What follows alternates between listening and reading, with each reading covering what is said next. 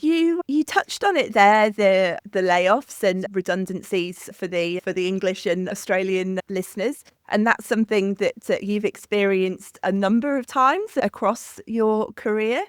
And really want to kind of delve into, I guess, how you've come to think of that and how those experiences have shaped you and kind of what you've gone on to do. And also, I think most importantly, what you've learned from them and now kind of share with others in terms of how you think about them and the process that you've kind of developed to work through them.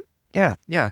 Well, let me set the stage and give you kind of the story arc of, I'll begin in spring of 2001. I was working in San Francisco in the very first .com bubble.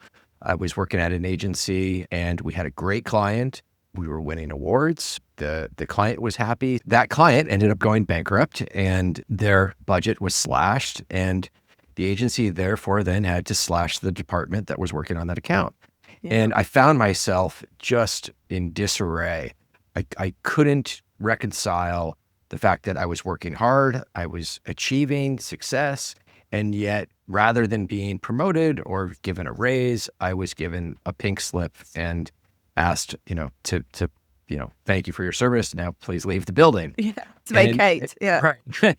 And that was a really, really difficult experience for me to process. I didn't have any coping skills in place. Caught me completely off guard and took me a long time to recover from.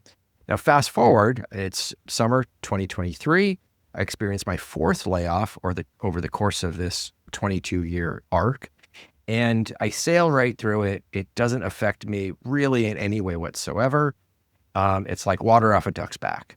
And I realize in retrospect, wow, I've learned a set of coping skills that has allowed me to not feel the same level of grief, the level of shame and embarrassment, and all these other things that go along with a layoff like I did in the first time. So the goal is that people discover their own resilience and they don't equate their layoff or their reduction in force with shame and embarrassment.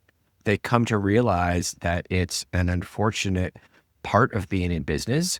It's not a declaration on their self-worth, and it doesn't reflect upon their own knowledge and experience and skills.